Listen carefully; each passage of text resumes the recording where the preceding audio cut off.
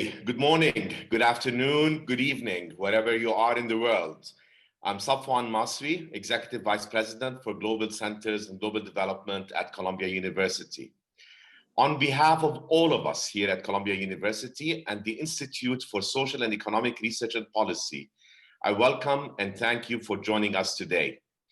Today we'll be hearing from journalist, political commentator, and author Fareed Zakaria, along with a distinguished panel of Columbia scholars, Fareed, Wilmot, Larry, and Anya. It's really wonderful to see you all. And thank you, Fareed, for joining us on this really important occasion, the publication of your new book. Fareed is here to discuss the book, The History and Future of Planetary Threats. The subtitle is Fareed Zakaria's 10 Lessons for a Post-Pandemic World. I'll leave it to him over the next 90 minutes to impart the 10 lessons he has learned. But if you'll indulge me, I'd like to share a brief impression or two after having read his new book. We all know one isn't supposed to judge a book by its cover, or in this case, a book by its title. But Fareed issued a challenge to readers when he subtitled the book Fareed Zakaria's 10 Lessons for a Post-Pandemic World. After all, the pandemic is very much alive. Accordingly, might it be premature, dare I say audacious, for Fareed to perform an autopsy on COVID-19 now? In keeping with Fareed's approach to analyzing and explaining the issues of the day, the book's title, as well as the book's content, is gloriously counterintuitive. And it's timely, and it is spot on. Because Fareed concludes, rightly, that the global reset brought on by the pandemic isn't coming months from now. It appeared the first day the virus was let loose. Actually, before that, pre-pandemic, Fareed asserts, history was already being reshaped at an accelerated pace. This reshaping has been simultaneously exhilarating and unsettling. The result, we now live in a world of extremes, extreme poverty and extreme wealth. Extreme changes in the weather, extreme partisanship, extreme market fluctuations, extreme distrust and hostility towards institutions. Which leads me to the 11th lesson I took away from the book. Fareed makes an impassioned, full-throated appeal for something that has become unfashionable these days: moderation. He challenges us to think carefully about the unintended consequences of our actions, to strive to restore balance in an imbalanced world. If there's one lesson in the book that is particularly salient for those of us in higher education, it's his contention that if we expect people to listen to the expert class, the experts also need to listen to the people. The students who attend Columbia University and our global centers will, with rare exception, become members of the expert class. And with that privilege comes responsibility. The acquisition of deep technical expertise is only half of the equation. We must also bring to our scholarship and future careers deep empathy for the people whom our expertise will impact. We have inculcated this ethos at the global centers since we opened the first one 11 years ago in Amman, Jordan, from where I'm speaking to you today, and where I've been since March. Our purpose with the centers is to promote and facilitate international collaborations, new research projects, and academic programming. The centers are conduits for local, regional, and global knowledge, expertise, and networks. For us, cross-cultural engagement is not limited simply to academic exchanges. We place equal emphasis on engaging fully with the world and are driven by a motivation to learn from and with the world. Which is why I'm delighted to report that Fareed's talk today is watched by our global centers audiences and students in Amman, Beijing, Istanbul, Mumbai, Nairobi, Paris, Rio, Santiago, and Tunis.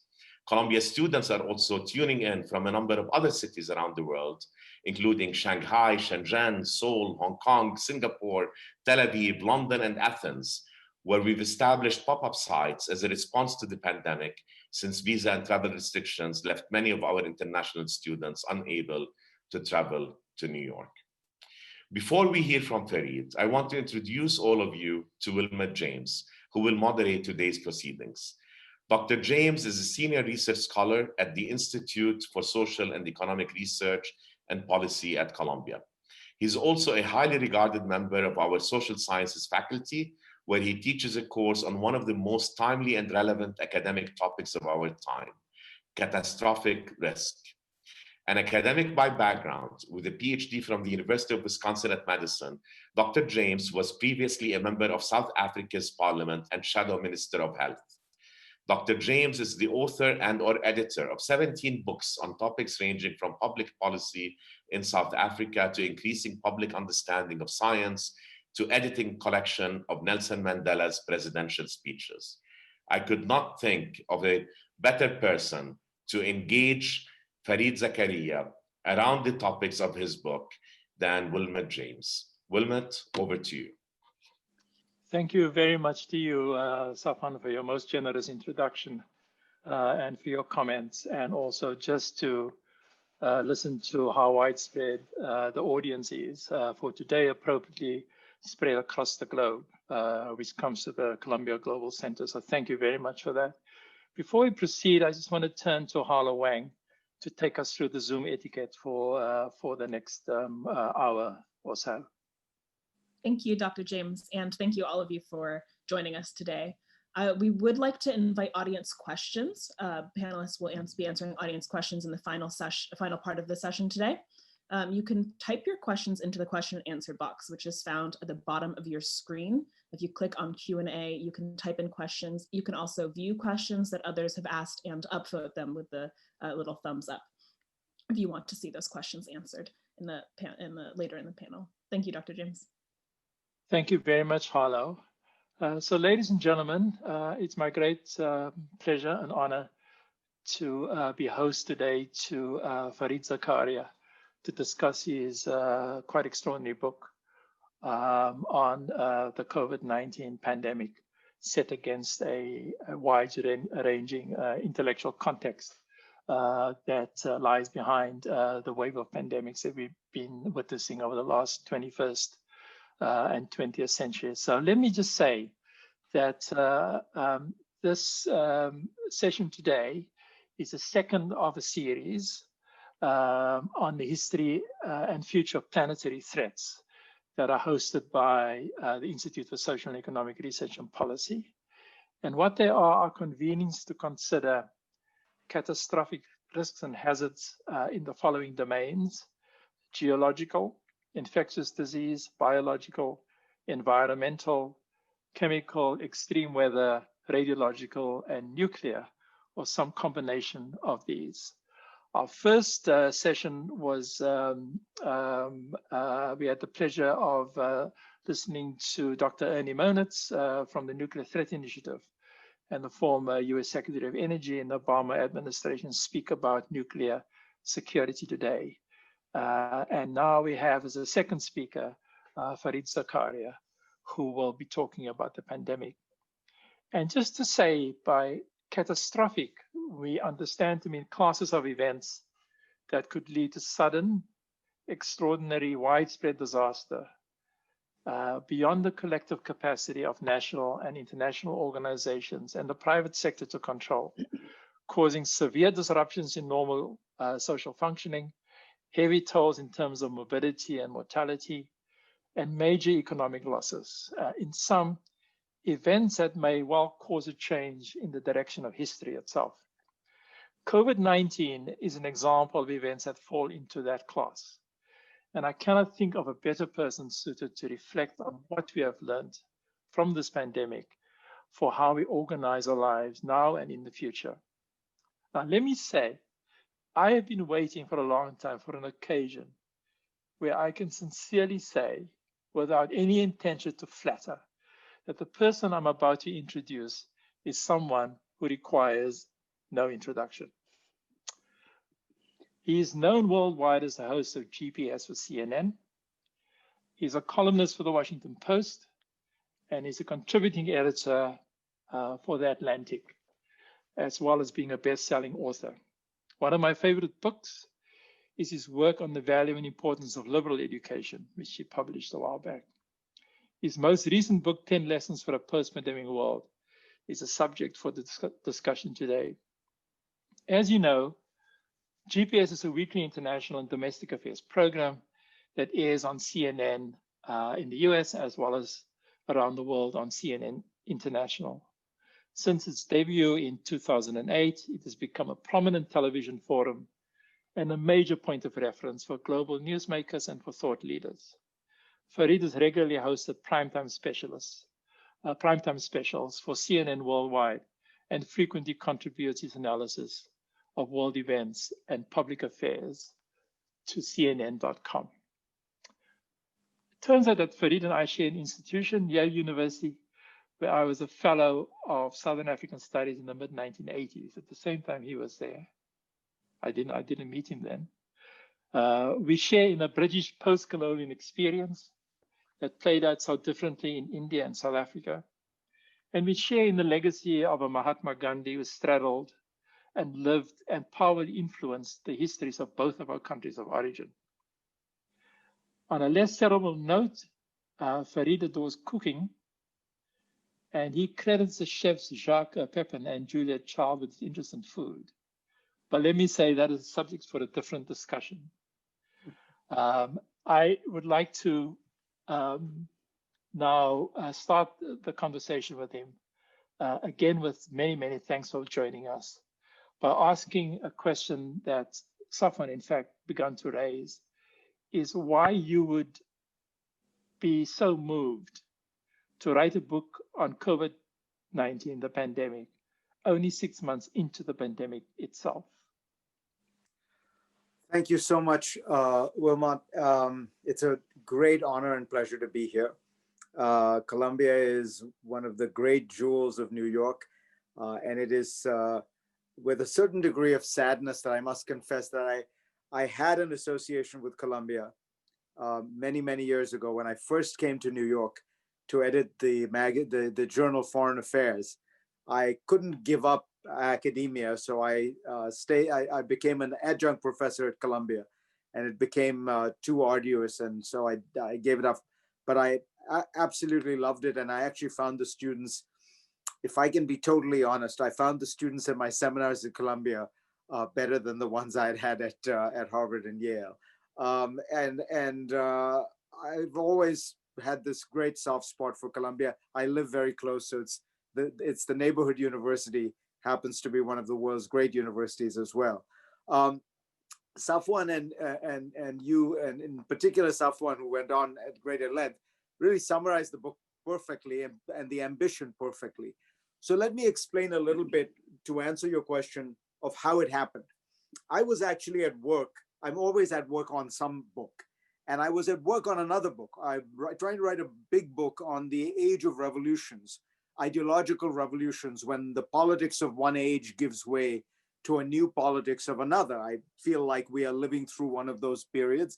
And I'd been studying the period around the Dutch Republic and the French Revolution and the Industrial Revolution in Britain to try to understand parallels.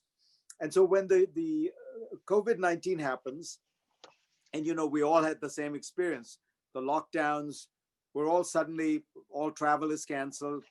And I thought to myself, okay, I'll get to work even more zealously on this book I'm working on. But I couldn't stop thinking about what COVID-19 was doing and what the pandemic was doing and what the effects of the lockdowns and the economic paralysis, and recognizing that we were really in a unique moment. It came to me when I was talking to a businessman friend in India who pointed out that 9/11 hadn't changed his life much at all. He said it was something between the United States and the Middle East.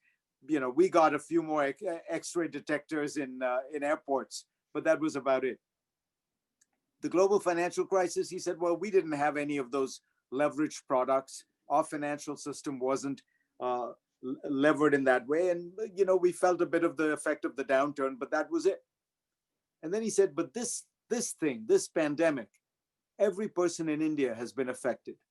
And then it occurred to me that this may be the first event in my lifetime that every person on the planet in some way has been affected by, in some way is experiencing some aspect of it or of the fallout. And that happens, rarely. And so I began to think to myself, let's put the book that I was working on the side, and let me think about this incredible moment of history in the making. And I started to jot down on a piece of paper the things that I thought were happening. And I would get up in the morning at about 6:30, and I would write. I wouldn't look at any of the news of the day, none of the daily counts, the debates about masks. I was trying to sort of raise my perspective about 15,000 feet in the air, almost metaphorically, and look out into the future. And I did that for 4.5 months every day. I would just get up at 6:30 in the morning and write for about 3 hours, write, research, read.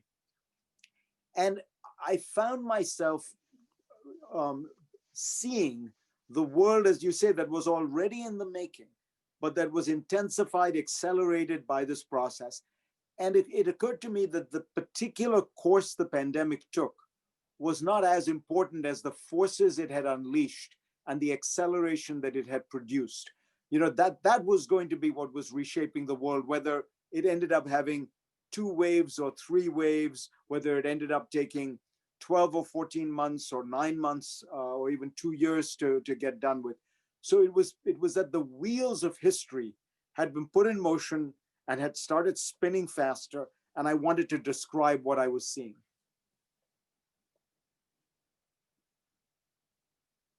So now we're at the stage, Farid, where there's a second wave.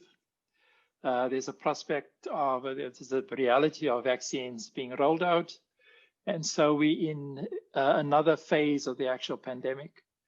In your book, you make a powerful argument for the importance of leadership and the importance of that leadership to mobilize the capacities government have to respond to pandemic. We know what Donald Trump has done wrong. In fact, he has shown no leadership on a national level. And now we have a new administration coming up. What kind of advice or pointers would you communicate to the Biden administration about how to lead the US's considerable national capacity to prepare for the next wave that's coming, including the rollout of vaccines?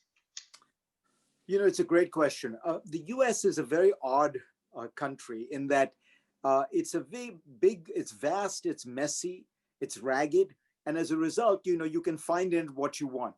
There are people who will look at it and say the Silicon Valley and the greatest technologies in the world.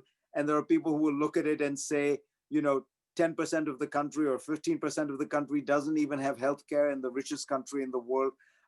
Look at the poverty you see in parts of the inner cities, all of which is true.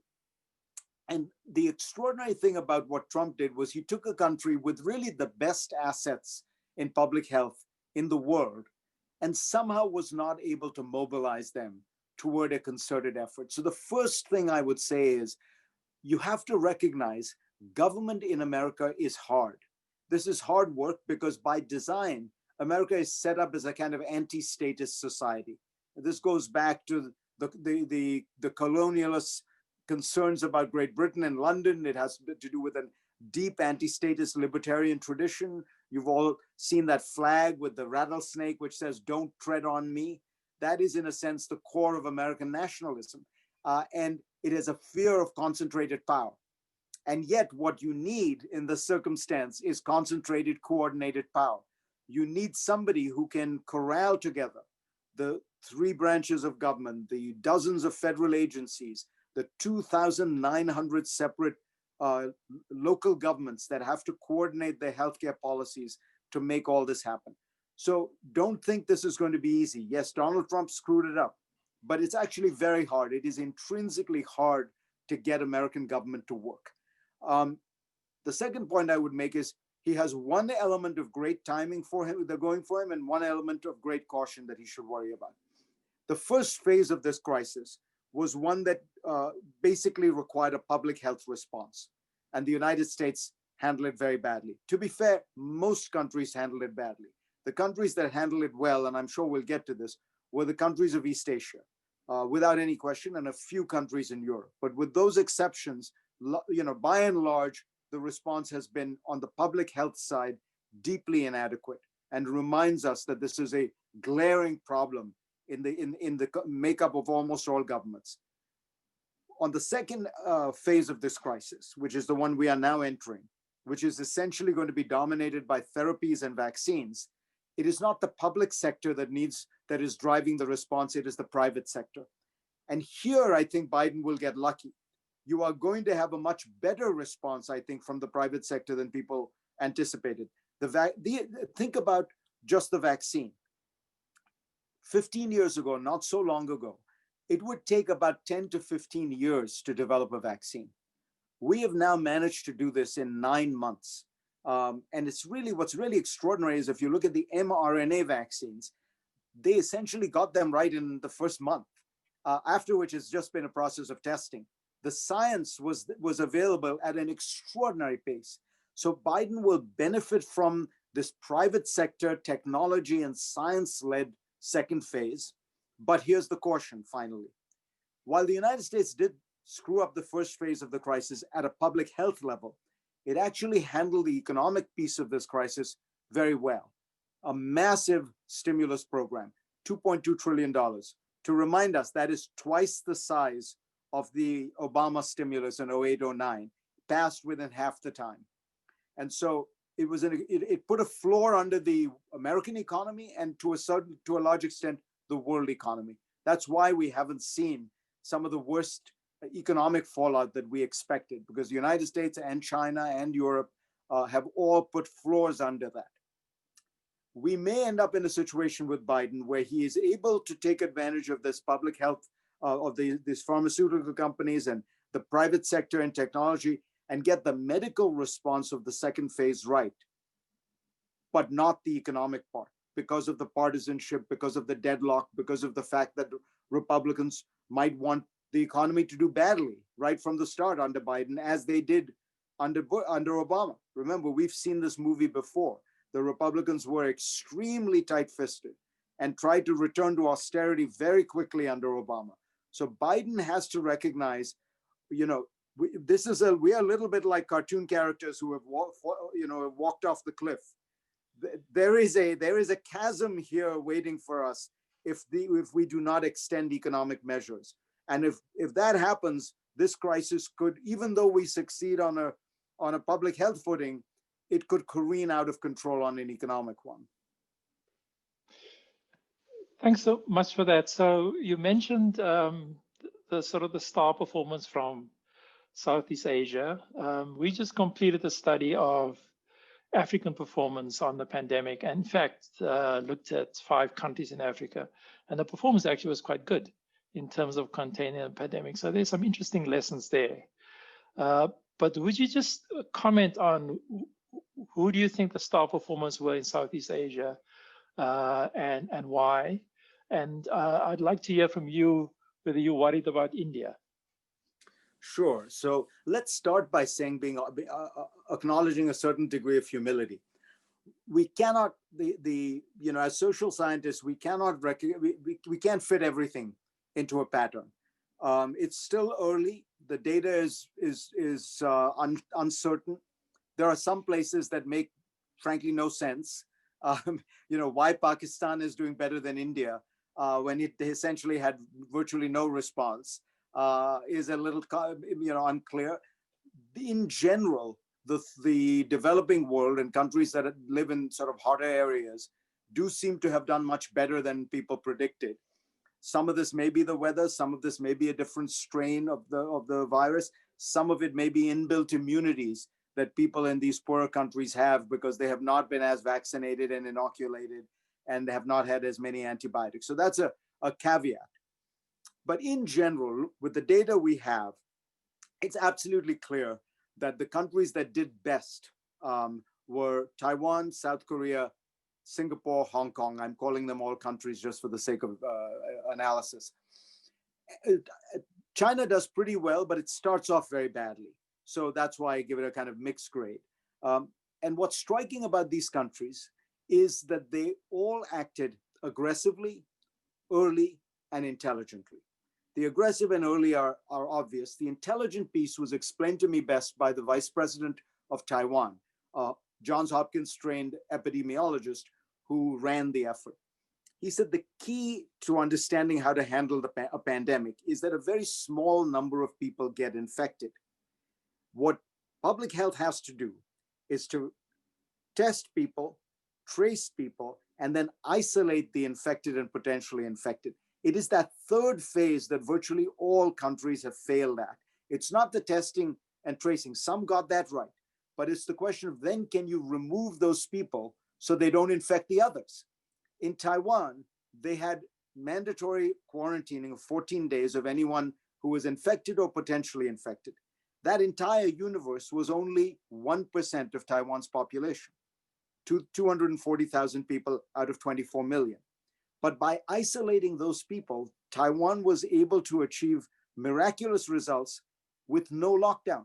You see, by isolating the 1%, you allow the other 99% to continue to have business as usual, every now and then pulling out 1 more or 10 more people who are infected or potentially infected.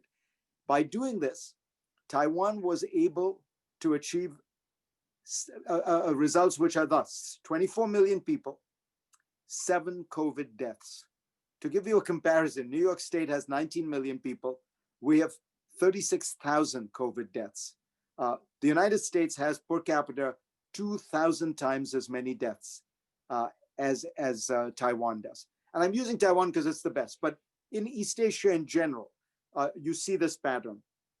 Singapore, Hong Kong, South Korea, China, Vietnam, Japan, all managed to do this. And so then the question becomes, why were they able to in general? And if you were to generalize, you would say, it's not the size of government. Some were big, some were small. It's not the kind of regime. Some were dictatorships. Some, like Taiwan and South Korea, are pretty raucous democracies. But they all have highly competent technocratic governmental institutions, bureaucracies that have a lot of autonomy, specialists who work there, and a high degree and a culture of high performance. And then finally, because of all that and a level of low levels of corruption, again, in general, you have trust between the public and these agencies. So when the government says, put on masks, people put on masks. So you put all that together, you know, as I say in the book, the lesson is it's not the quantity of government, it's the quality of government that matters. And these East Asian countries, by and large, with a little bit of variation to be sure, but by and large, have been able to do that. They've done it in poor countries like Vietnam, they've done it in middle-income countries like China, and they've done it in rich countries like Singapore. So, there is a conclusion that it's about the quality of state capacity and the speeds, the rapidity of response. It's about the level of social trust that has been accumulated over the course of time. And it's about leadership, finally. I think it's Arthur Schlesinger that once said in his Cycles of American History that it may be that love will smooth the way, but it's leadership that makes the world go round. And I think that leadership quality is the key chemistry. And you beautifully illustrate that in your book. And so thank you very much for that. If I now can turn to Larry Stanberry and introduce him. Larry is an Associate Dean for International Programs, and he's a Director of Global Health at Columbia University's Vagelos College of Physicians and Surgeons. He's a pediatrician and infectious disease expert. His work is focused on viral diseases and drug and vaccine development. He served on numerous advisory boards and review panels, including the vaccine study section and the pediatrics review panel at the National Institutes of Health. Larry's authored over 200 scientific articles and chapters and authored 7 books. His current work focuses on children's hospitals globally to prevent, detect, and respond to disasters and infectious disease pandemic infectious disease pandemic potential. So over to you, Larry. Thank you. Thank you, Wilmot. So it's a real pleasure to be able to have this conversation with you today. And clearly I'm coming from a slightly different perspective than Wilmot. And I think that one of the things that would be pretty apparent reading your book was, I love one of the quotes that you had in the section on lesson number 4, people should listen to experts, experts should listen to people.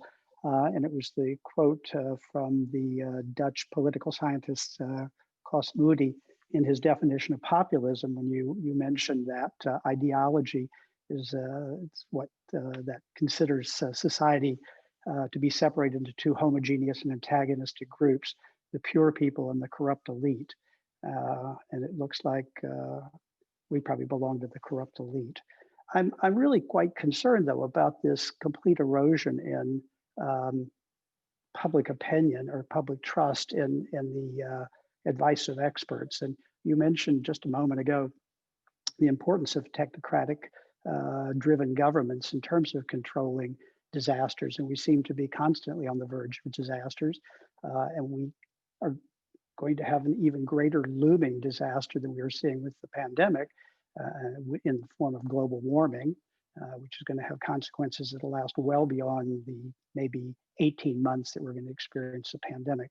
So my question to you is, in writing the chapter on experts and listening to experts, you spent a very long time describing the problem and a very short period of time discussing the solution, which, before I give you a chance to answer, I just must tell you, I so much enjoyed the fact that you brought in the film Lawrence of Arabia, and that it hasn't been written, because as I was reading your book, I was thinking of another film, As Good as It Gets, the romantic comedy from the late 90s. And if you recall that film, it was Jack Nicholson, who's playing a really misanthropic, obsessive compulsive novelist who falls in love with Holly Hunter. And in trying to understand why the relationship is going so bad, he seeks the advice of Greg Kinnear. And he's very dissatisfied with the advice of Greg Kinnear. And he says to him, and I love this line, I'm drowning and you're describing the water. So I feel like what's happening in general is that we're getting a great description of the water, but we're still drowning. So what do we do to restore public confidence in experts? That's a great, that is a great line from a movie I love, and I didn't remember it, but thank you. And you're absolutely right. In that chapter, I was most dissatisfied with my ability to describe a solution. But let me tell you why. Because I think what I'm describing is a very deep structural problem. People look at it and think, oh, it's just the elites and people, and if the elites were to be a little bit more nice and the people were to understand that they need to listen to experts and wear masks, it actually comes from a much deeper place, which is, over the last 30 years, the 2 forces that have really driven change in the world have been globalization and the information revolution. But both of them have had this quality of turbocharging change, but massively privileging one group and disprivileging, or whatever the right word is, subjugating another group. Basically, the digital elite, the cognitive elite, people who one might call symbolic workers, people who manipulate words, numbers, symbols, and images for a living, those people have benefited enormously from these changes of globalization and in the information revolution. And they are really running societies because the economies are becoming increasingly digital economies. And the people who are not are increasingly left behind, not just left behind economically, because in some cases they are, in some cases they're not. Construction workers are doing well, for example, but they are left behind in the sense that the master narrative of society is all about these cognitive elites, these urban elites. And so, and what the point I'm making is these structural forces that are driving these 2 groups apart are very, very profound, and I do not know what mechanism to use that is going to somehow bridge this gap. And that it's because of that I think that I've been a little bit, you're absolutely right. I don't have an easy solution. I talk about how I do think the onus is on the elites, because I think that people in these situations have to recognize when Trump was elected, somebody pointed to a blog post to me written by somebody, a rural person, smart guy in, I think it was rural Alabama or Mississippi. And he says, Just imagine my world. Every day I get up and I watch the television and it's being beamed to me from some cool, hip place like New York or San Francisco or Chicago. Then I watch a movie which is set in New York or San Francisco or Chicago. Then I listen to a song which comes out of New York or San Francisco. And he says, and by the end of it, you just feel like you don't exist, and so that's the nature of the divide. And if I can add one final point of gloominess to this, we are actually entering a world where these forces are accelerating so fast that we are now entering a world of neural networks, quantum computing, and artificial intelligence, which means some guy is going to go to his doctor and say, I have a problem. The doctor is going to feed the diagnosis into the machine. The machine is going to tell us what is wrong with him and what the therapy is. The doctor is going to be able to understand what the machine is doing and interpret it. And imagine the guy whose life is going to be changed because of something that a machine told a highly credentialed urban elite to do. And he's going to have to undergo chemotherapy or a surgery or something like that because of a process he has no understanding or awareness of. That's the world we're entering. And so, at the end of the day, I guess my feeling is we just have to get much better at understanding what life looks like and what those emotional, we have to get much better at empathy if we are going to manage to make these societies not fall apart. No, thank you. It's sort of carrying along that theme. You probably saw, it was late November, David Brooks had an editorial in the New York Times along basically this topic and brought up, you two shared a lot of common views that were, for example, experiencing a real epistological crisis at the moment. I mean, what is truth? And clearly talking about using the pandemic and even the previous current administration in terms of accelerating things, the notion that people completely disregard what's recognized as being true, and the divide seems to be quite political at this point. But then you extend that to where do those people live, and you touched upon this. They're going to be largely not college educated. They're, as you point out with the example you just gave, they're going to be in a non-urban setting. And you look at what their earnings potential is because they're in those settings and it's much lower than everyone else. And one of the things that Brooks brought out in his editorial, he mentioned a paper that I went to look at because I found it fascinating, which was an assessment of happiness which is based on a US government survey that gets taken since 1976 up through 2016, I think, where they actually showed that individuals who are college educated, and this was a divide between white and black people, that white people who are college educated, their level of happiness on a 3-point scale, very happy, pretty happy, not so happy, not very sophisticated in that regard, was very rock steady over the last 30 years. But you looked at people who are not white people, who are not were not college educated, and it showed this steady decline. I mean, they're not happy. They're not earning as much. They're disenfranchised. Interestingly enough, black people, college educated or not, have remained fairly stable in that regard. So this seems to be, in our country at least, particularly a white problem and specifically a white male problem. Then you go to look further at what's going on in that population we need to be listening to. And these are the people who are by and large dying from diseases of despair, right? Suicide, drug overdose, alcoholism. And so you've got this population who are by and large voting for the Republicans. And one of the comments you made earlier was that the Republicans, now that Biden's coming in, may just delay economic reforms that could benefit, probably most importantly, the very population that are voting for them. So I'm very perplexed by the notion that part of the issue is that you have to feel safe in order to be happy or to think about how you want to spend your life. And if you're miserable and disenfranchised, you're not going to be able to do that. So the divide that you've described, I think, is going to accelerate. You mentioned Denmark in the book as having a safety net so that people can be fired. That's one of the great things. If they're not doing a good job, you can get rid of them. And yet they're still provided for through the government. So my question to you is sort of, given the complexity of this, it's clear that we've got a specific population that feels disenfranchised. I can talk to them forever about why vaccines are safe, But if they don't feel safe and secure, nothing's going to change. So what can our government do? What can Biden do to try to close that gap? Is it an economic support system? Is it turning to socialism? Any thoughts? Yeah, you analyze the situation, exactly right. And I would just add one twist, which we might come back to at some point, which is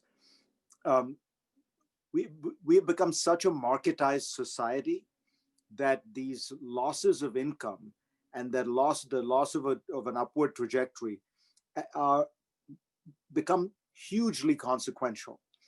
So think about what life used to look like 30 or 40 years ago. And as you know, I talk about this in the book.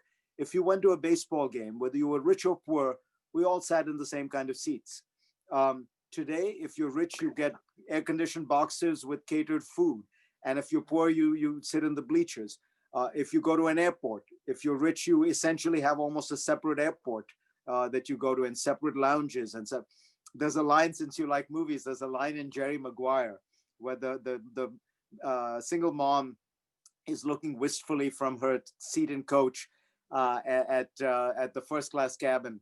And the kid says to her, "What's going on, Mom?" And she said, "Well, honey, it's, first class used to be a better meal. Now it's a better life." And that sense that everything has been marketized, that. So that's one observation I would make. But to your point, I think the central dilemma is that it is some strange combination of economic anxiety and cultural anxiety that is fueling this. And you have to get at both. You can't just get at the economic anxiety, because it's the point you were making about vaccines. If people don't feel culturally safe, they don't feel economic, it doesn't matter. This is the great insight of the Republican Party. If you think about it, after 08, 09, a financial crisis that was largely caused by the irresponsibility of the private sector, what happened, not just in America, but throughout the Western world? The spectrum moved not left economically, but right culturally. You see, because what happened is people got uneasy after 08, 09. And when you get uneasy, it turns out your first instinct is not economic. Your first instinct is, is my country still the same? Am I losing control of my, the character of my country? Who are all these people who are coming in? Why are they coming? It becomes your concern about being culturally denuded and overwhelmed becomes more important than the economics. People sometimes say people don't vote rationally when poor white people vote for the Republican Party, a party that is largely devoted to tax cuts and things like that, budget cuts. It's not that they're being irrational, it's they're voting their cultural interests and identity, not their economic one. Frankly, the same way a lot of us do. I mean, a lot of wealthy, educated, urban people are voting for a party that is going to tax them more. That's not economically rational, right? But you're voting your cultural identity in that sense. So we have to understand that. I think that's part of the challenge of making this work. So and Biden has that capacity. I think he understands how to give people dignity no matter where they come from. He's the first guy since Ronald Reagan to be elected president who does not have an Ivy League degree. In fact, has nothing close to an Ivy League. He really comes out of that white working class. And I think maybe he can communicate better. Maybe he can.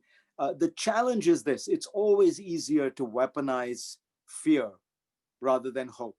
And what Trump has brilliantly done, a kind of evil genius, but brilliantly, is to weaponize all these anxieties and say it's all because of those people. And it's not just Trump. Modi does this in India.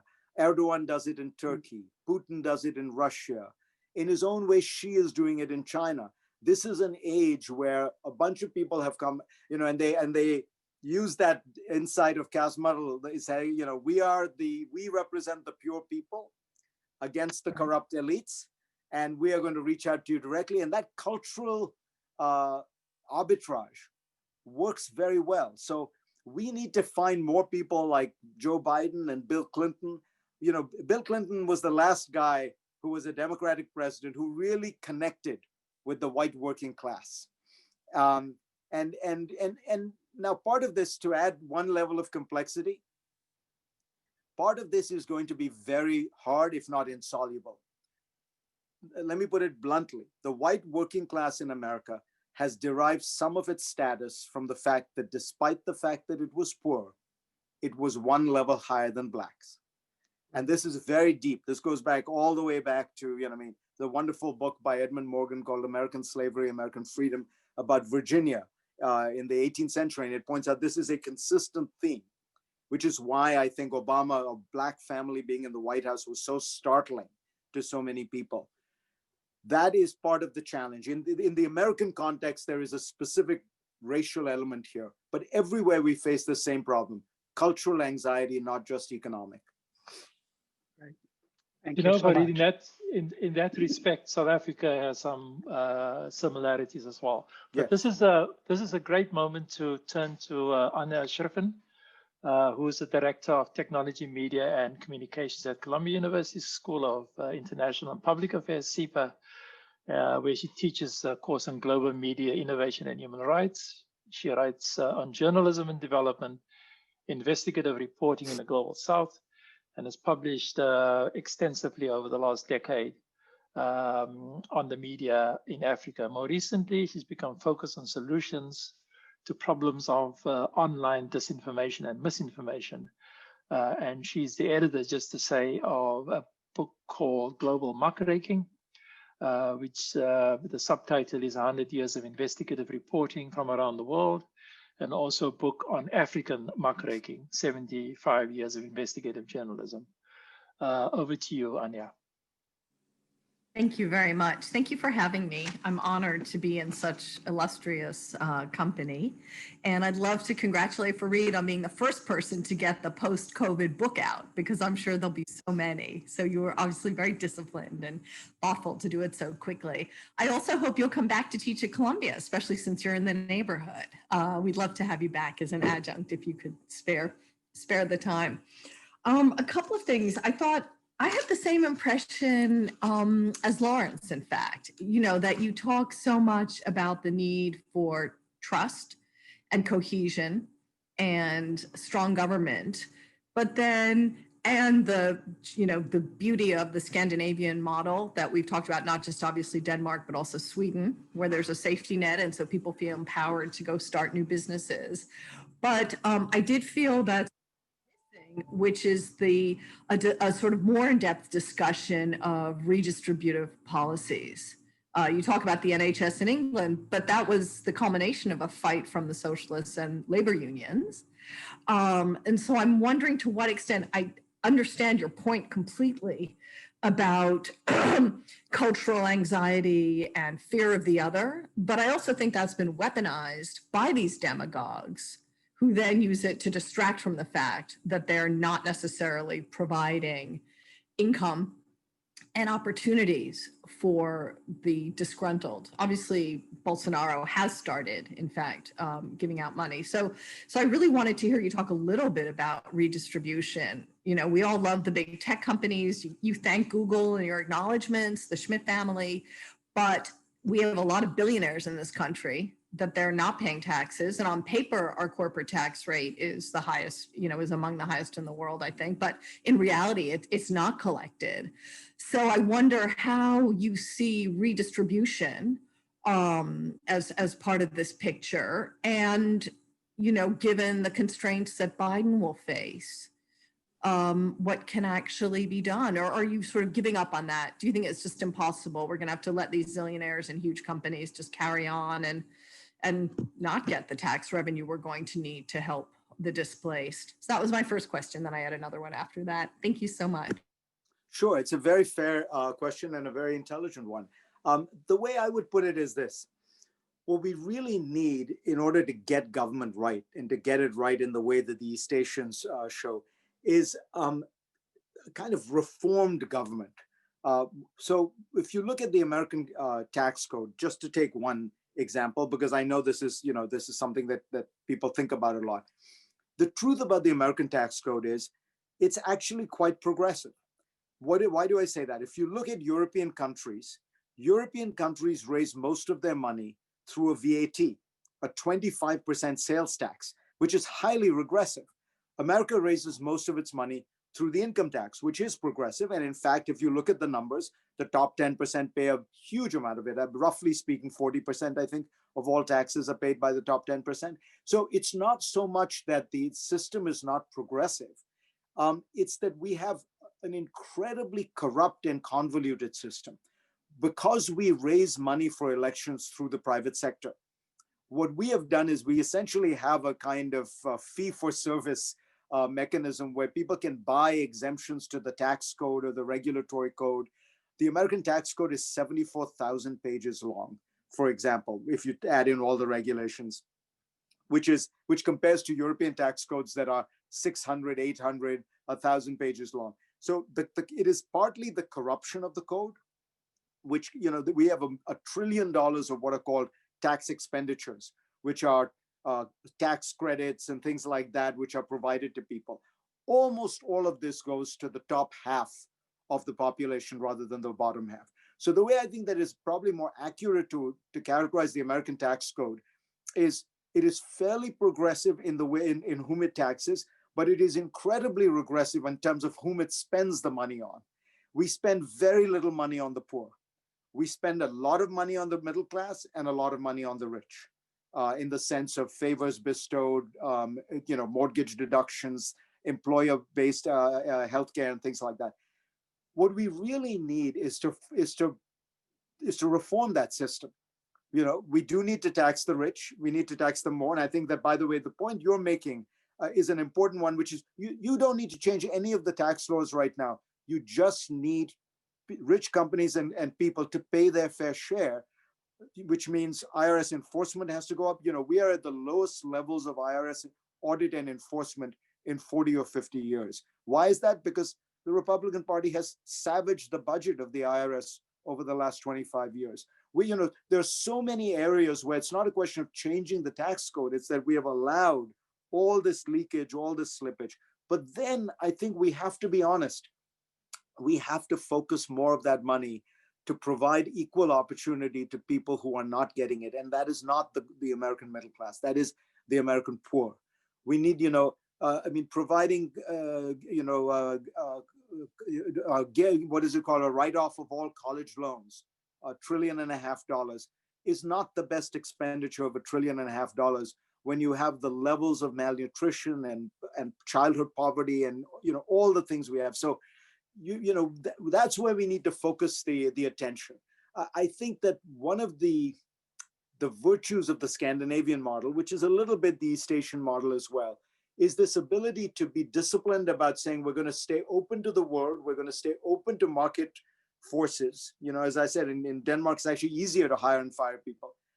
But we're going to use, in a sense, we're going to make that the golden goose that provides revenue, but we're going to use that revenue to really provide equality of opportunity and that really means for the poor.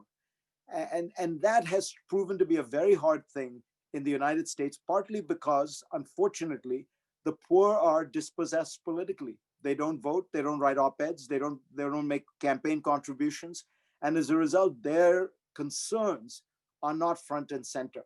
One great hope I do have is as voting becomes easier in America, and God knows it's taken too long, but as voting becomes easier in America and as more people vote, my hope is that what you will see is poor people voting more, young people voting more, and in a sense, representing themselves. And because ultimately, this is not going to happen as an act of charity. It's going to happen, as you pointed out, with people pushing. Whatever you may think of the NHS, and I think it's a mixed bag. There's no question it happened because of people power, people asserting themselves in the 1940s, and we need something like that in America right now, because otherwise, as you point out, only one side is weaponizing. I don't like weaponizing, but what's even worse is asymmetrical weaponization.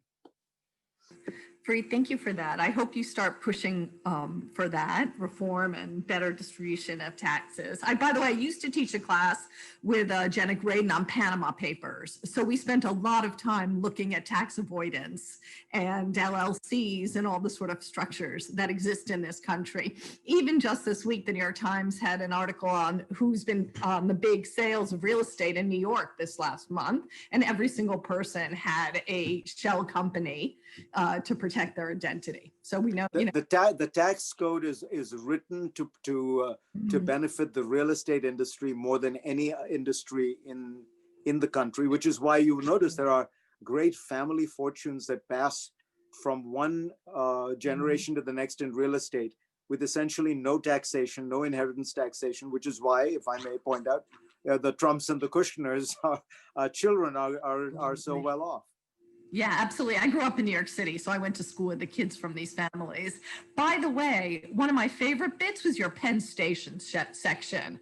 I'm going to go read. I thought that was such a fascinating look. For those of you who haven't read the book yet, and I hope you all rush out and buy it, Fareed Zakaria has a beautiful section when he talks about government and why it often doesn't work in the US. And he takes the case of Penn Station as a sort of a case study, where for decades we've been trying to fix, one of the biggest hubs for people in the country and just been unable. And, why has that been sabotaged? I thought that was a wonderful section.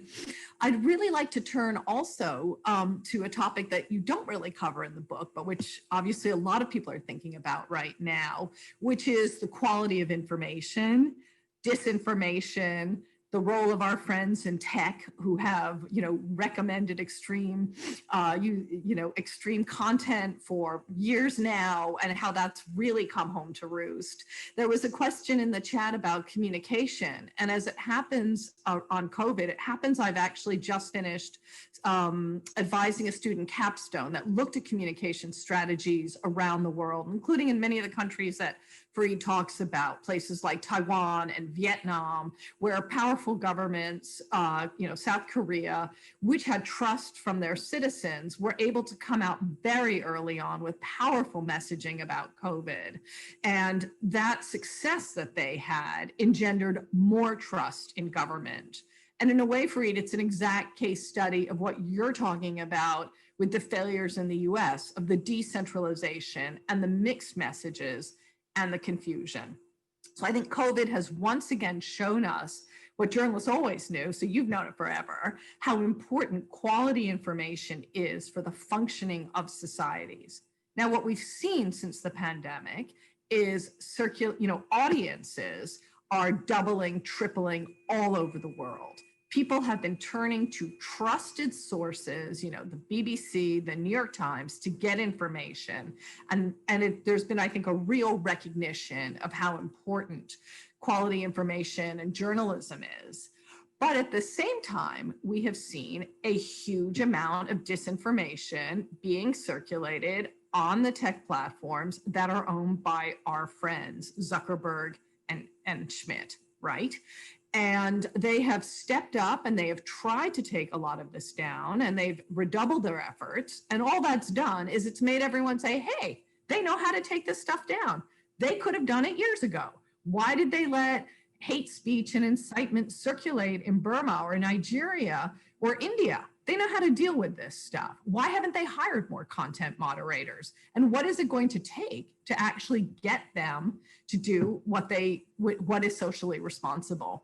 So that there's been lots of discussion in the US about getting rid of Section 230, about starting global supervisory boards that might oversee the tech companies, that ideas about auditing algorithms and all kinds of things. European Digital Services Act is about to get revised and probably reissued in the next few days. Australia's competition authority is trying to force Google and Facebook to start paying for news.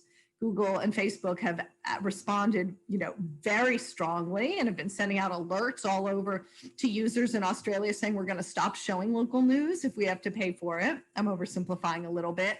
So this whole, there's been such a huge discussion, and we've been so engaged at Columbia in these questions about tech. How do we support quality information? What regulations do we need? And I was hoping, since you didn't have time to get to that in your book, I was hoping we could hear a little bit now, because I'm sure with your years in journalism and your close relationships to many of these people that you must have some great ideas for fixing this. Well, it's a great question. It's a very important one. And I must confess, I am learning as I go along on this, because it's a very complicated problem of what you do. Um, how do you privilege truth versus falsehood and still believe in free speech and freedom of expression and things like that? So I really do come from an old school liberal point of view that tends to believe, as John Stuart Mill did, and all the great avatars of classical liberalism, that you want to allow a free reign of ideas and a free exchange of ideas and a free debate of ideas and let the best win. But you're absolutely right. What we have seen in this new digital space is the ability for lies and rumors and conspiracy theories and falsehoods to be accelerated, to be privileged, because they have they have the quality of exciting us more, of seducing us more, of tantalizing us more. And that when you marry it to the profit motive, means that the algorithms are written in a way that they go further and faster than other things. And so I absolutely agree with you. It's a huge problem. It's undermining democracy. I don't know what the answer is. I think you're pointing to some of them. You could do a certain amount of content moderation, though I will point out one of the things we have found is that when Twitter puts a notice on one of its tweets of Trump's, those tweets apparently get more notice, because again, it's almost like pornography. You're saying this is salacious stuff or something like that. So you don't want to have that effect where you are almost flagging as hot, controversial, sexy, something that then, is there a way to do it where you are actually just engaging in some kind of censorship?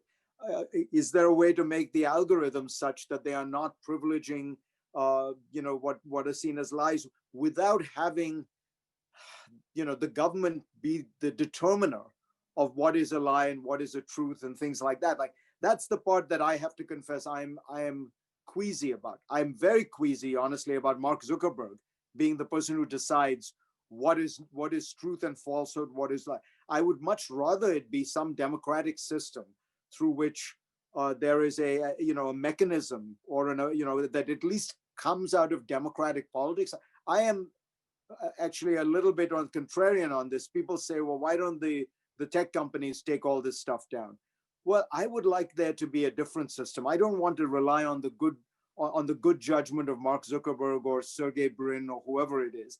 I would like to rely on the judgment of a democratic political system that in some way creates some laws, guardrails, regulations that those people then have to follow. And they have to dutifully, and that seems to me to be the right direction to go. But how you do it without getting into the business of, really determining truth and falsehood. I hope that there's a way of saying what we're going to do is, make sure that these algorithms do not intensify, do not spread, do not, you can publish something, but that doesn't mean that you have a right for it to go viral, or that there should be an encouragement that those things go viral. And that distinction seems to me maybe one could play with. But look Absolutely. At the fundamental problem. We are sitting, as we speak today, the President of the United States is creating a black is white universe, where in his universe, he won the election. It was stolen from him. All that needs to happen is that these legislatures need to overturn the results of those elections. And it appears on the basis of polling that 70 to 80% of registered Republicans agree with him, right? That and so if you were to say, do I think that the answer is that a bunch of liberal elites in urban areas come up with some algorithms that quash these ideas? I think that is a recipe for a political explosion. And so that's what I'm grappling with, which is how do you do this in a way that you don't seem to be suppressing views that are clearly held, if in my view, entirely erroneously, by large parts of the population. Where is the line between truth and falsehood and just somebody's extreme opinion versus another person's extreme opinion? I have to confess that I say I'm on this issue, I'm more in learning mode. than in preaching mode. Well, we're going to take questions from the audience, but I was going to say, Fareed, this is what I just wrote my PhD on.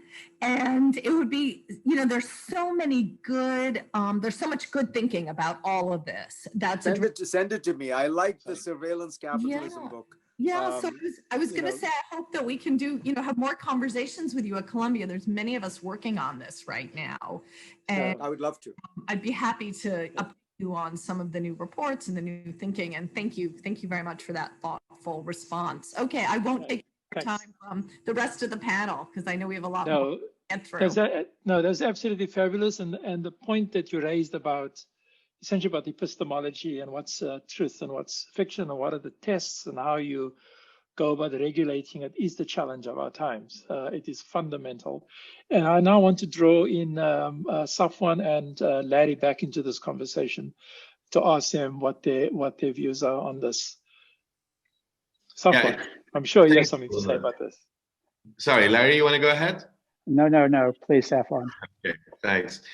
It's fascinating. It really is fascinating. It's always fascinating, Fareed, to hear you talk and to read you, and to hear a conversation with Wilmot, Larry, and Anya is just, I feel incredibly fortunate and walking away having learned so much. I'd like to, go back to a couple of the themes that actually one you spoke about and one we didn't really get into. But I'm fascinated by your explanations in the book and today about East Asia and why East Asian countries have done so well. And you spoke about, it's not about the regime, it's not about the population size, it's about having highly competent technocratic governments that are trusted by the people. We've also seen success, as Anya pointed out in the chat box earlier on, in places like New Zealand, like Australia, right? And we've also heard and read a lot about the role of women leadership also in some of those countries, New Zealand being prominent amongst them. There's been a lot that has been studied in terms of, or at least expected, concluded in terms of trust of local government. So can you talk about the trust factor some more? More broadly, and should we expect that local governments, for example, will play more of a role, or what kind of lessons can we draw from some of these success stories, of countries that were able to contain the virus? What's transportable, what's not? And related to this, Wilmot, so that you can move around more freely. I loved your lesson 8, which was very reassuring for somebody like me who everything that I do is about global, for you to say that globalization is not dead. And it sort of relates to this first question that I have. So I'd love to get your thoughts on these issues.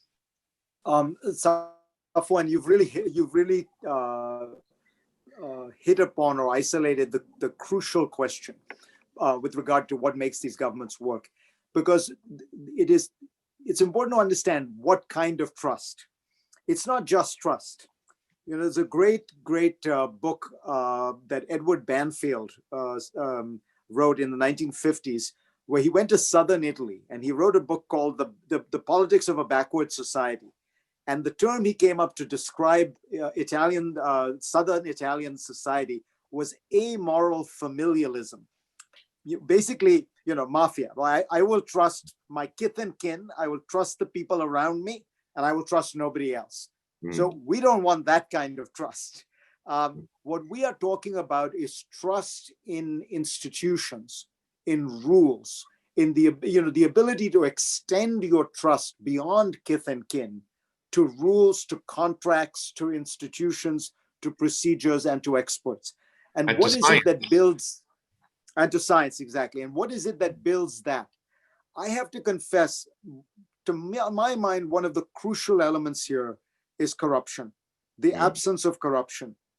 I think one of the absolute plagues, and you know this, Safwan, and I know this growing up in India and watching India now, if you can't get corruption out of the system, it is very difficult to ultimately make people believe in those institutions or those rules, because they see those institutions as essentially predatory. They see those rules as mechanisms for that predatory behavior.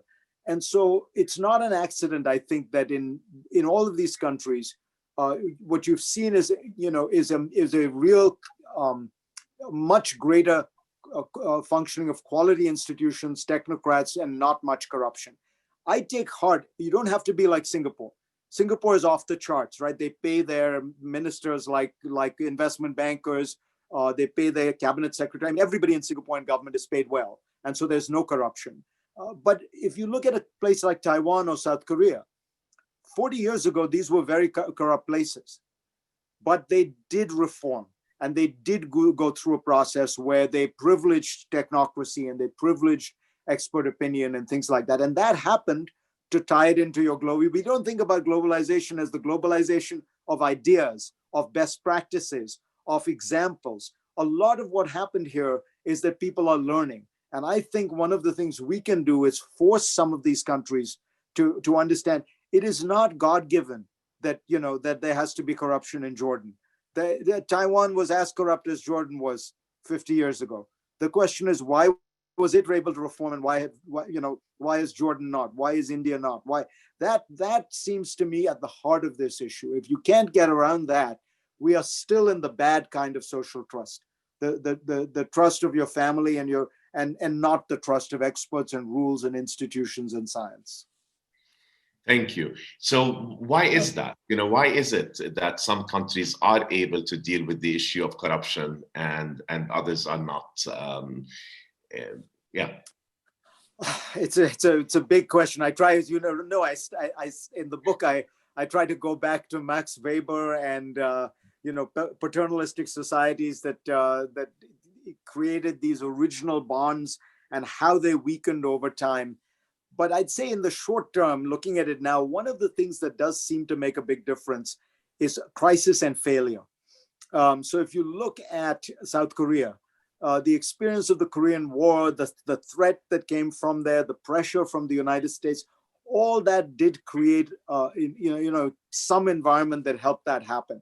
In Japan, of course, the collapse of one of the, Mansur Olson has this book, The Rise and Decline of Nations, where he points out that Germany and Japan, because they lost the war, adapted their institutions and reformed them much more than a lot of the countries that won the war, like Britain, which retained a lot of its old sclerotic systems. So, I mean, part of it is the ability to, in some way, learn from failure, learn from crisis. But I do think that one thing we can do, and that does seem to matter, is this pressure from the outside. A pressure, because it's always easy if all you're looking at is your little world. It's always easy to say, things are better here than they were 10 years ago, or things are better in Amman than they are in Baghdad. And that's not the relevant comparison. We have to broaden the lens. We have to make people realize that you can benchmark against the best in the world. And that pressure of best practices, globalization, may be one of the things that helps. Nothing, at the end of the day, leadership matters more than anything else. I remember Lee Kuan Yew telling me in Singapore, he once remembers going to a meeting of the, I think it was the non-aligned movement or one of those kind of big groupings, and this was in the 70s, but Singapore had already kind of started to succeed, late 70s. And they land in the airport, and it's the Singapore Airlines flight, and he's in first class, and his aide comes up to him, and they look out, and there's a sea of planes, private planes, and the aide says to him, Prime Minister, we're doing well. We could get one of these planes for you the next time we come. And Lee Kuan Yew said, the reason those countries don't develop is precisely because they have those planes. I'm fine in first class, thank you. And by the way, to the end of his life, Singapore now has a higher per capita GDP than the United States. I used to see Lee Kuan Yew when he would come to the US. To the end of his life, he would always fly first class, to be sure, and take 2 seats, but he would never use a private plane, because to him it was a symbol of the corruption of a government, that the government can afford private planes, but the people don't have food to eat. Sure. It's a symbol and it's a window. So I was going to say a number of really fundamental points were made in this discussion. The one had to do with developing and upscaling the capacity of countries to generate revenue for public spending. The second has to do with the reduction and elimination of corruption. And just speaking as a former politician, there's three things that are quite important with that. The first is you need some seriously bold politicians to tackle the question of corruption because of the scale of entrenched interest in corrupt systems. It's not an easy thing to tackle. And you have to tackle it. You have to tackle it with sufficient political backing. And you have to have an element of bold leadership, which is the point that Farid was making. But the second thing that's required is to have systems of transparency, both domestic transparency and global transparency. Because in the end, to build trust in government, you need to build systems of trust. And trust is earned by government keeping its promises. And that is best activated in the noisy system of democracy that we have. Citizens have the right to mobilize. They have the right, they obviously vote, and they can use the resources at their disposal to, in fact, make governments accountable. And that's fundamentally important. Governments have to be accountable. So I think those are all really fabulous points. Before I open it up to can I ask questions, you one quick thing, Wilmot, yes. Which is, do you think the transparency imposed by international lenders, organizations, countries, does that help? Or is that easy to turn into a kind of cudgel and say, we're not going to listen to the imperialists? It helps if it's tied to a package of assistance in a partnership. To be very practical, if you use an index for corruption and you require countries to tackle corruption before you grant them aid, I think that's one way of actually building it in. Or where there's a real partnership. A lot of what's happening in the world are partnerships, shared agreements, sharing of expertise, and so on. So it's quite important to build in the extent to which countries make transparent progress in meeting goals that are set. And one of the goals, everybody agrees, corrupt systems are bad. So I think if it's built into agreements, I think it actually works. If it's not, then it's simply an outside, an imposed kind of measure that's seen as serving the interests of the West. So before I open it up to the questions in the audience, I wanted to just give Larry a chance to speak on the question of epistemology and truth because of his science background. And the reason why I want that to happen is that we know that the entire biological architecture that we have today that serves humanity so well rests on a theory of evolutionary biology. And yet so many people in this world simply don't believe it, right? So, and you get mystified by that stuff. So the fact is that so much of science is of great benefit to humanity. Science can also cause great harm, as we know. And therefore, the knowledge base of that science clearly is something that's of great human value. So, but I wanted Larry just to finally just comment on this question of how do we make progress? I'm asking Larry the question. How do we make progress on the fact and evidence-based science as being part of the test of what's good and what's bad? Sure, and I'll try to do this very quickly because we should get to the Q&A session if we can. But and this is really for Farid. You described in your book about the scientific process, and one of the things about science that the public I don't think really appreciates is that science is inherently a self-correcting mechanism. We do studies that we do the best we can, and we publish the results. And sometimes we get it right. Most of the time we do because of peer review. So people look carefully at how the work is done, but not always. But you can't continue to follow science as has turned out to be flawed and build a solid product system because it will collapse because the infrastructure, the fundamentals aren't solid enough to support the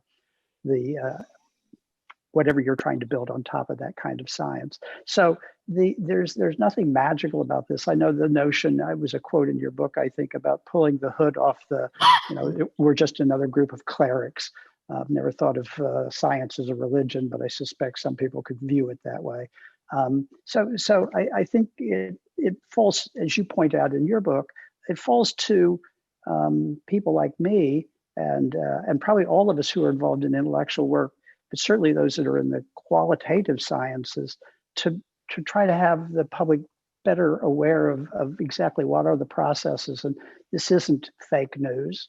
This is rigorous research that is looked at by people who are, as you point out, technocrats, well-educated, and are able to judge. The reason that we have the internet and the reason that we have so many of the marvelous things that are going on now, you pointed out early on, it's taken less than 9 months. It's, I was actually aware of the Pfizer data on November 17th. That was the same day as the first case of COVID in Wuhan. 1 year later, we knew that we had a vaccine that worked. That's never happened before. So that's science. And I think it's Pfizer's motto about, science serving people or something. But it's a process. It's not witchcraft. So Fahid, I don't know if that helps Wilmot in terms of the nature of it, but we just need to have people, and it's our job to find ways to explain this in a way that people understand it. It shouldn't be controversial. So no, thank you very much. So I in the chat there's the following question, Farid, that reads as follows. Martin Wolf, who's the economic editor, as you know, of the Financial Times, stated that in handling the COVID-19 crisis, countries with currencies pegged to the dollar will face the risk of devaluation of their currencies due to inflation from printing. And the question is, what is the risk of that happening and how can that be mitigated? So I think that for the most part, we are in an area at a time when countries that can are going to issue a lot of debt. I think we are going to go beyond what anybody has ever seen before, largely because I think there is a kind of very powerful political and moral consensus that people have suffered for no fault of their own. There are massive declines in demand, in travel, and tourism, and economic activity everywhere. And these were really, it's a kind of an act of God, if you will. And as a result, governments are going to be much more comfortable doing it. Now, there will be a huge divide between the governments that can issue debt and those that can't. And again, this is one of those great areas of inequality that I worry about, because you are going to have governments like the United States and the European Union and Japan and China and Switzerland and Britain that will be able to issue debt. And I don't think there will be a huge problem. And then there will be all the others that will rely on short-term debt issued in a currency they don't control, and they may face a very different world. So I think that's the real worry, is that you're going to see a real world of haves and have-nots, a real division. I think that the impulse behind the question is based on the idea that, at some point, this is going to come a cropper because the currency will weaken, inflation will go up, interest rates will rise. I don't think we're in that world. I think we are in a world of near zero interest rates, and we are going to be in a world like that for a long time. I think that if you look at the data, it's overwhelmingly shows that for the last 25 years, every central bank in the world has been surprised by the decline, if not the disappearance, of inflation. Look, if you go back to the point I was making, two biggest forces in the world right now are globalization and information technology. They have both acted as global deflation machines, right? On the one hand, globalization pumping down the price because whatever it is you're making, somewhere somebody in the world is making it cheaper. And information technology, which is constantly putting pressure on prices. Think about the cost of a computer, which just keeps going down and down as it gets more and more powerful. The result of this has been the disappearance of inflation. In such a world, you have many problems. Biggest problem you have is labor has no pricing power. I mean, this is the greatest challenge we face. People who work with their hands just do not have pricing power. Look at what Uber has done to the pricing power of a taxi driver anywhere in the world as a good metaphor for what I'm describing. But from that, you will, therefore, it's difficult to get hyperinflation and the massive devaluation of currencies. The dollar may go down a bit. But remember, the dollar's been going up almost uninterruptedly for 25 years. If it goes down for a couple of years by 20 or 30%, prices find some stability. I don't think that will be a huge problem. So one last question. There are a number of questions in the chat box about a different connection between government and leaders and citizens. And you earlier said that we should get a lot better at empathy. Just if you can just, as a final comment, just say something about what that means. We should get better at empathy. So I think the biggest challenge we face, and I think most of the people on this call are part of that kind of cognitive elite. You're all, the very fact that you're on this call suggests that. The biggest danger of a merit-based system and a meritocracy, and look, I'm a product of this meritocracy. Probably everybody on this panel is a product of this meritocracy, is that you tend to believe a little too strongly that you are where you are because you deserve to be there. We did well in the tests, we got good grades, we got the right jobs, we did well in our performance evaluations, and so we are where we are for objective reasons, justifiable reasons. Now, what that means is that the person who's not there, who is in a very different place in such a system, is also in his or her place for justifiable reasons. In other words, we deserve our good status and they deserve their bad status. That is a very pernicious way to look at the world. And it is a way of looking at the world that robs you of empathy. I think the more accurate way to look at the world is, look, we may have had some talent. We also had a lot of good luck. We had fortunate circumstances. Each of us know what those are. Warren Buffett often says the biggest stroke of luck for him was that he was born in the United States. I mean, somebody who was with his talents, who was born in Bangladesh, would be out, picking rice or something like that, right? The ability to analyze stocks is not particularly valuable in rural Bangladesh. So understanding the degree of contingency, of luck, of just the extraordinary combination of circumstances that may have led you to be in one place, it's important to understand that same process is true on the other side. I don't know, maybe for me, because growing up in India, one of the things I was always struck by was I would meet so many really smart people, and I would think to myself, if this person had a little bit of education, he or she could be an engineer, a doctor, an entrepreneur. You see people like that all the time in countries like India and South Africa and Kenya, and it's a way of reminding yourself, what is one of the ancient truths of all great religions. I mean, just in the eyes of God, we're all the same. I think we've lost sight of that. We in the cognitive elite, we in the sort of upper echelons of the meritocracy. And I think we really need to commit to the idea that we are not really, we don't deserve our place in some deeply moral sense. There has to be a system to sort talent. This is the one we have. It doesn't make us blessed, and it doesn't make the people on the other side of that sort cursed. Farid, it's been an absolute delight to have you with us for an hour and a half, and I'd like to thank you so much for giving so much of your time and so much of your insight, and share that with us in what has been a really quite extraordinary discussion. I'd like to thank Larry Stanberry, Safwan Masri, and Anya Schiffrin for joining us as panelists. I'd like to thank Harlow Wang and Jennifer Ward-Costa, who has been managing the technical side of this. And I'd like to finally thank all the people who participated in the webinar, wherever you might be. So on that note, just thank you very much again, Farid. It's been absolutely fabulous. We're very grateful to you. Everybody else, please enjoy the rest of your afternoon or evening, depending on where you are. Goodbye. Thank you so much. Thank you so much. Thank you, Wilmot.